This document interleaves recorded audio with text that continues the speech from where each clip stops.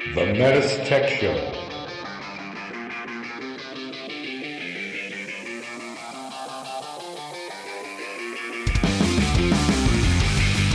Welcome to the METUS Tech Show, a show for HVAC professionals by HVAC professionals. The METUS Tech Show.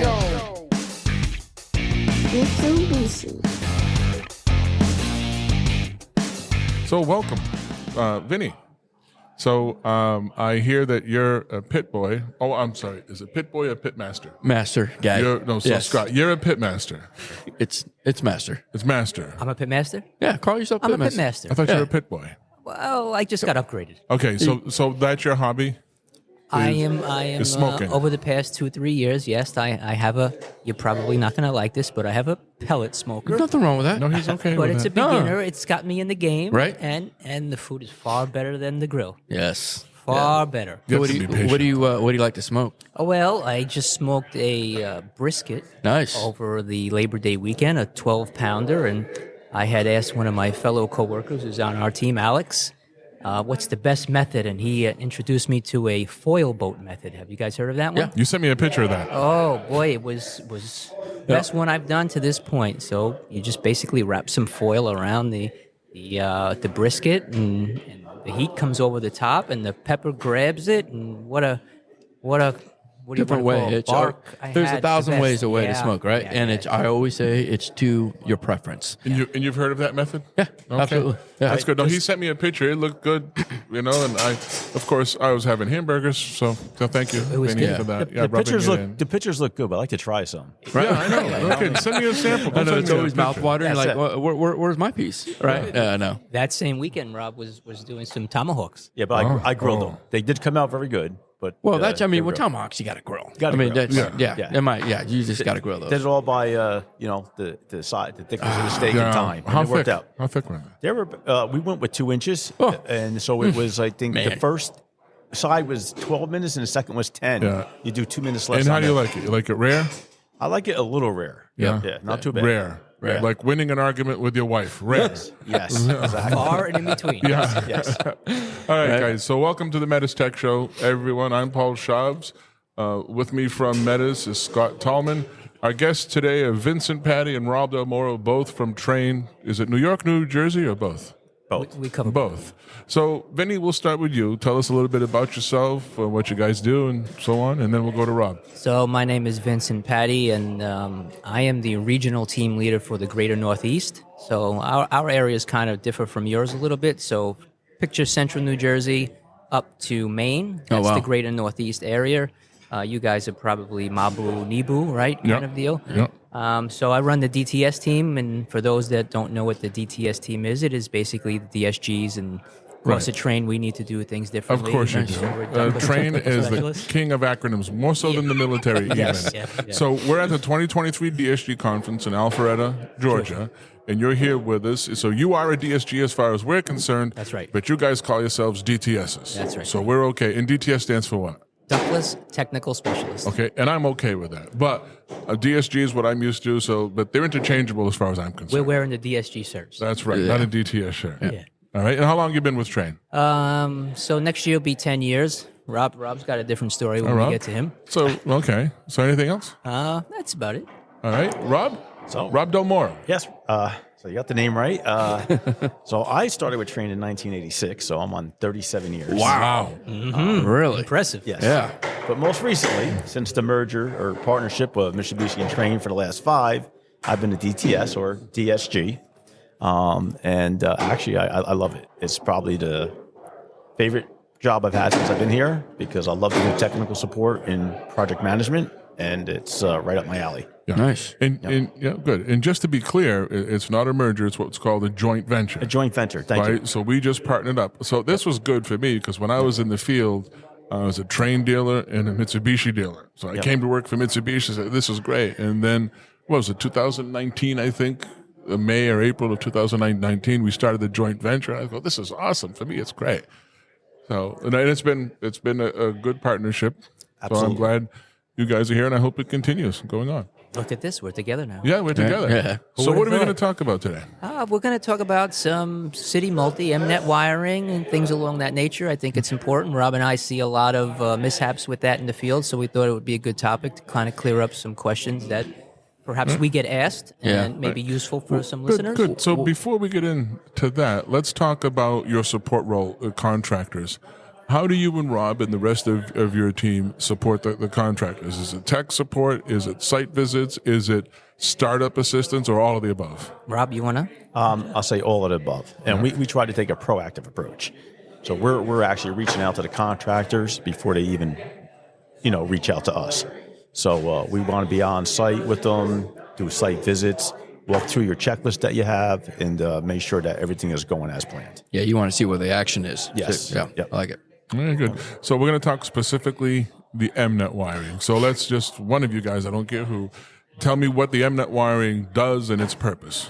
So we have a interlock, we'll call it, between the outdoor units and the indoor units, and that is the one link that is absolutely required for our systems to run, right? Without that link, there's no communication, there's no activity, and that is the heartbeat of the system, right? And we call that the MNet, and that resides on what we call TB3, and our indoor units, whether we have a branch controller or we have a just an indoor unit, right? We have TB3, we have TB2, and then we have TB5. TB5. And by the way, just as a sidebar here, TB12 is the most important one, TB12. TB12, you know what that is? Next to TB11? That's Tom Brady. Stop it. Why is he going there? Yeah, I know. No. He's still the best. Okay. He's the GOAT. Yeah, he's the GOAT. That's right. All right. So the MNet is the Mitsubishi network, and the wires are daisy chain. TB3 is the connection at the outdoor unit. Like you said, TB2, if we have a BC controller on an R2 system, that's the connection there. We daisy chain to that, and then we go to all the indoor units, TB5s. Yep. If it's a Y series, it's the same thing, except there's no BC controller, so there's no TB2. Correct. All right.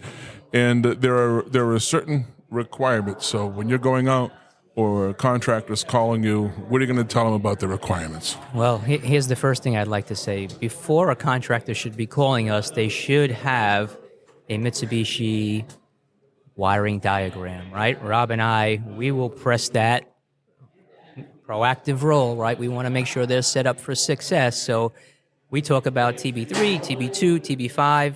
We'll give them a piping diagram and we'll give them a wiring diagram. And this will spell out the plan from A to Z so that these acronyms make sense, right? We can have them, hey, where's your wiring diagram? What does it look like? We can help. And once they have the wiring diagram in their hand, it sure creates a clear visual. Yeah, but before we start anything, it's the correct wiring type, right? Yeah. That's Yep. 16-2 shielded. That's it. 62 stranded. 16-2 stranded. And what a lot of people don't know, I stand corrected. but 16.3 is not good. 16.4 is not good. And you bring up a good point, Paul, because a lot of controls vendors like to run a 16.3 or a 16.4, thinking that if they get a wire cut in the field, that they have a spare. They have like conductor, a backup plan. Yeah. And what we found out, right, it causes interference. So we want to stick with strictly 16.2. 16.2 stranded, shielded cable. And that's it. That's gospel. There's no deviation from that. And I usually, when we do a class, I will sing them a little song so it's really embedded. Right. You know how many times I say that You in my sing it? class? Oh, I don't sing it. I say it about 15 million times in my I think class. I've heard this song 5 years ago. Vinny, we're going to finish what's the the show. song? No, we're going to finish the show with a song. We got like that. So if We'll you're close it. driving, pull over, wait for the end of the show because you got to hear this song. All right. Now I'm curious about this song. I haven't heard this. I You're heard in it. the hot seat now, Vin. I think it was 5 years ago. I went to Jersey and I heard this song. And it was like, okay. Just by the way, I am not singing at the end of this. No, neither am I. So let me ask you a question. Yes, sir. What is the number one call you get on MNet? Oh. Do I daisy chain this? Right? Gets back to the wiring diagram. What size wire gauge do I use? Can I use standard thermostat wire? I want to pull an 18.4, like to Rob's point. Can I land the MNet ARN TB15, which we can probably touch on a little bit, right? And, a lot of these questions are easily fielded by A, attending one of our city multi-classes, right? That's first and foremost. Because you guys have a training center have a there training center in New Jersey. What town is that in again? Pine Brook, New Jersey. Pine Brook. I couldn't remember. I almost said Pine Belly. Right? No, Billy's. No. Yeah, we're talking food. Yeah, right? that's my. Well, I got a big belly. So Pine Brook, New Jersey. You guys offer the city multi 3-day class there. Yeah. Both Rob and I are instructors, and we have a bunch of other instructors around the region that come into our training center. All right. We do 4 or 5, perhaps 6 a year. Yeah. All right, so let's talk about the TBs and get those all out of the way. And I promise I won't talk about TB12 anymore. Yeah, let's not do that. Yeah, all right. So at the outdoor unit, we have TB3, and that's where the MNet starts. That's right. And I've got TB7, which we're not going to really talk about TB7. That's going to be for the central controller. Okay. Right? The BC controller is easy. It's just basically TB2, and it's just a daisy chain. I'm going to just go from one to the other and just daisy chain. The indoor units, you mentioned we have TB5, which is MNet. That's where I'm going to daisy chain the MNet. And there's TB15. So what goes on TB15? Go ahead, Rob. You take it. So TB15 is for the wall controllers. And one of the biggest problems that we have, going to your question, is that the most popular wall controllers are MA controllers, which go on to TB15. Right. But sometimes when these contractors end up getting an ME and they're used to doing what they normally do, they would put the ME on TB15, which is obviously incorrect. That needs to be on the MNet link on TB5. Right. And an ME is just a communicating controller where the MA is not. Correct. And that, in simple terms, that's basically it. Right. Yep. Yeah. So that's a common problem that we see. Now, that ME, if I have a communicating controller, can I just daisy chain that in as part of the daisy chain, or am I just going to T in? So, no, you could just T into TB5. Right. So a lot of people get confused about that, too. Yes. So they're going to daisy chain that. And that ME requires an address. Good point. Yes, it does. It's important to know. Yeah. Yeah, we're not going to talk about address. That's a whole different thing. It'll take us another hour after that. Okay. What else do I need to know about the MNet? Oh, I want to get back actually to something you mentioned. You said wiring diagram and refrigerant diagram. Are you getting those from DSB, or where are you getting those? We're getting those from DSB. From DSB, Diamond System Builder. Correct. You're getting those from the plan, a Diamond System Builder. I've always told people in my classes, there's a minimum of 2 times Diamond System Builder gets touched. One is when you're laying out the job, right?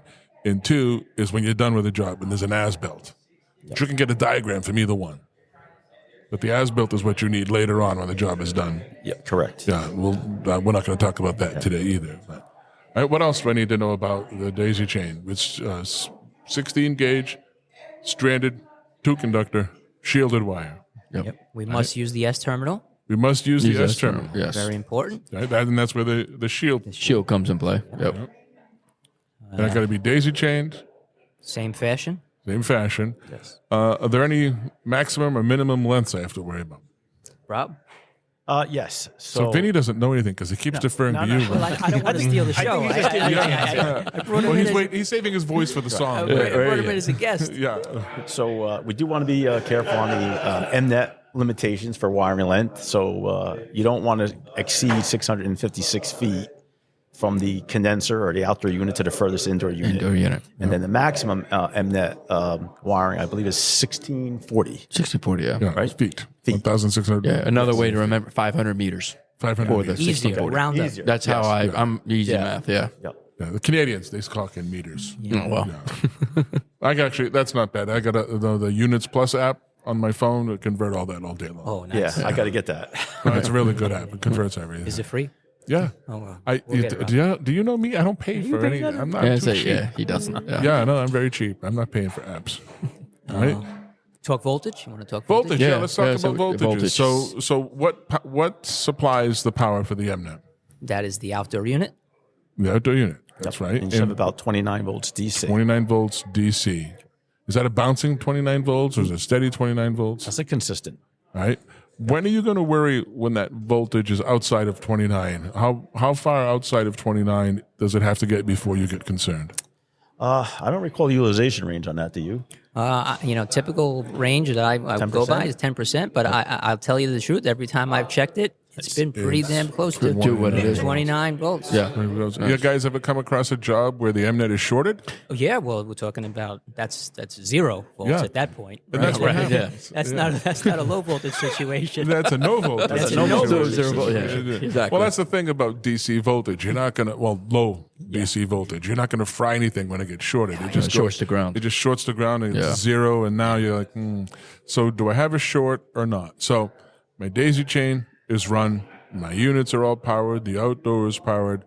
I come up to a TB5 or a TB2 at the BC controller if there is one, or the TB3 at the outdoor unit. I got 29 volts. I'm happy. I'm happy. Yep. If I get 0 volts, now what? Oh, 0 volts. We're going hunting. Yeah, Coffee break. it's pretty easy though, right? We is. basically disconnect the field wiring. Yeah, and disconnect we want, TB3. We want to make sure that the unit itself is outputting 29 volts. And if I got does, if I got 29 volts, we're looking inside. Then We're we looking now at the we know wire. it's a wire issue at this point. because if I take the wires off, there's 29 volts. I know the unit's providing the power. I connect it back up. There's 0 volts.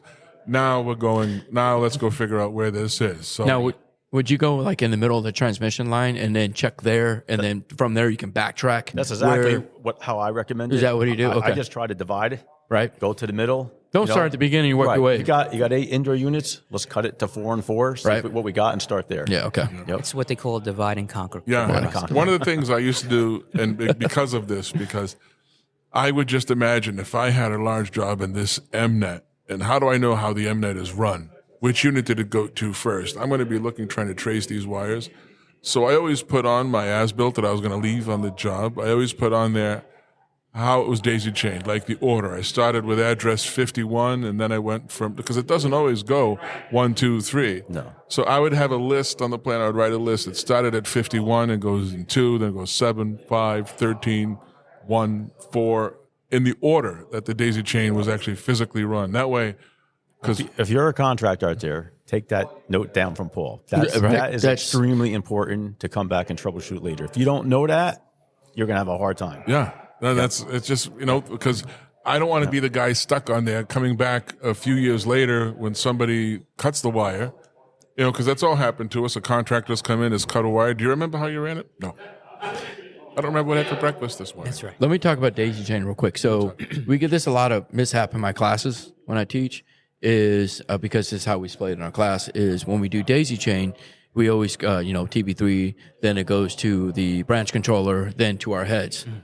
We don't have to go to the branch controller, right? No, we want to keep that link as Keep short it as short possible. as possible. And that's what I tell my the contractors. But again, that's just, that gets missed. Yeah. That's, no a common, particular that's a order. common question, too, by the way. It is, right? Yep. Okay. It shows that in our diagrams when we're teaching. Doesn't have And to that's be what I say, and that's exactly what I do. I say, guys, this is not a real life scenario. It can be any of these scenarios. shortest as possible is what All right. we preach. So is there anything else that a contractor needs to know about the MNet? What about when you have power consumption Okay. on MNet? Yeah, let's talk about that. Right. So this is tricky, right? It is. Because to leave it up to a contractor to kind of calculate power consumption of indoor units sometimes could be tricky if they're not really fluent in looking through the manuals, et cetera. Yeah, and a lot of people don't really pay attention to that, truth be Yeah. told, especially when you got PADs on there, like the larger ones, or the PFYs, Yeah. the 54s. Those are heavy power consumers.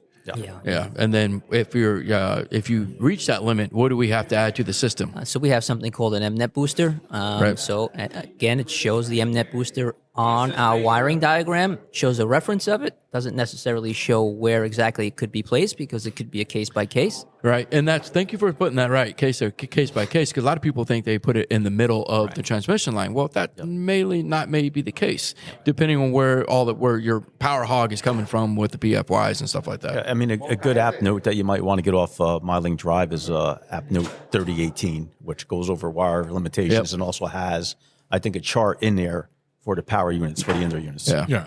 Yeah, and you bring up a good point, Vinny. We don't want to always leave this up to the contractor. Yeah. So you guys are out there. You're the first line of support for the contractors, right? So if they need help, how are these contractors? If they're in, what are the areas again? They're in from central New Jersey up through New York Maine. City and up through Maine. Yeah. Who are Quite they an going area. to call? What's that? That's quite quite an an area. area. It's a good area. I'm in that area. But, so who are the contractors? They get this equipment from you guys. How would they want your support? How do they get a hold of you? So typically a contractor is going to purchase this through one of our account managers, right? Mm-hmm. In our region, we have a turnover process. So when the job is sold, not in the development stages, but actually sold, that job will get kicked over to our team. At that point, one of the DTS members will be assigned that project, and we will proactively reach out to that contractor. So that contractor will know who their DTS person is early on, most of the times even before they have that piece of equipment. Oh, wow. So even before it's delivered to them. Yes. And sometimes we're reaching out a little bit too early, and then it almost gets forgotten that, hey, who was that person? And then we rely on our team. Hey, this is when the equipment's shipping. Please let us know so we can re-engage. All right, so that's great. So from the time it's sold, they have somebody they can lean on to help with make sure the DSB is laid out right. All of that make good sure stuff. we got we know what we got, all the components are in place, all the rules, everything. Yeah. Okay, and they'll have your contact information throughout the job. Yeah, and then now we have a contact for life, right? So then when there are technical issues, we usually become the first point of contact afterwards as their technical support liaison. Beautiful. All right. Well, thank you. You're welcome. All right. Anything else, Scott? You can No, think of? I think we pretty much covered it. All right. So now, Hold on. I want to mention one thing. yeah. I think it's important about MNet wiring and TB15 wiring and TB7 wiring. And Rob and I typically work in the city, New Jersey. We see a lot of large projects. And the contractors that get it right with the control wiring, Yep. they utilize different colored jackets for the different links. So basically, the MNet link, which we spoke about, maybe they'll use a yellow link, right? The TB7 central controller link, maybe they'll use an orange link. Oh, nice. That's a good TB idea. That's a good idea. Yeah, it's a nugget that when we see a contractor using different color links, there's never really any cross-ups. And if there is, it's easily identifiable just by looking at it. That's I used to recommend they do something different other than writing it down. I used to say put a little colored electrical tape Yeah. at the end of the wire, and Just get the whole jacket. We're saying forget the tape, that's get the even whole better. jacket. That's Man, I even bet you better that makes you idea. happy when you see that. We know. Almost every job is sold with a central controller in our Yeah, area. yeah. Yeah. One of the more common issues is the TB7 and the TB3. That happens links getting, more than- mixed at the yeah, outlet Right, condenser. that happens. That's one of the most common. And things. real quick, what is the best way to diagnose that? So the callers know.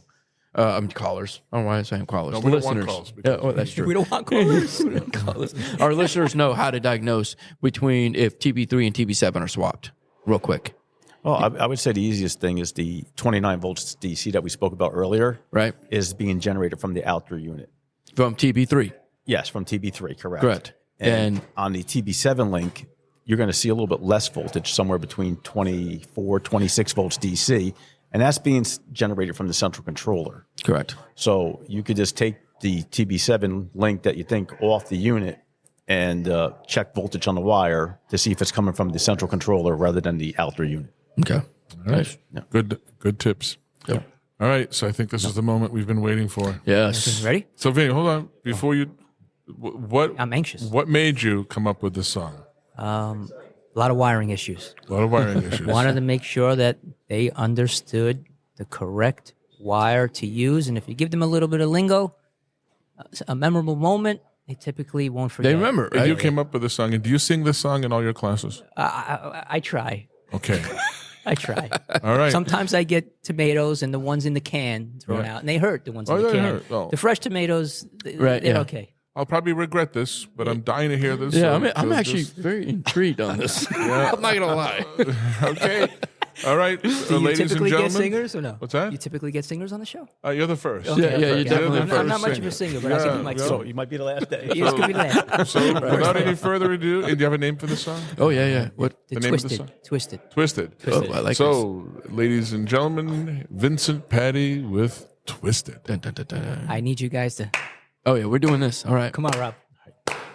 16 gauge, twisted, shielded, stranded pair. 16 gauge, twisted, shielded, stranded pair.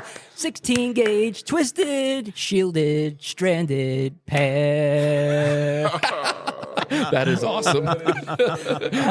Come on, which one is it? Hold on. What do you mean? Hold on. I gotta do it again? No, here we go. You gonna echo with it? Yeah, no, you can do this. That's awesome. All right. Thank you, guys. Thank you, guys. for being Appreciate here. it. Having us. It was a Pleasure, guys. pleasure. Thank you. Really, Take care. thank you for making It's good talking with you guys. Bye, everybody. Drive safe, all y'all that are in the van.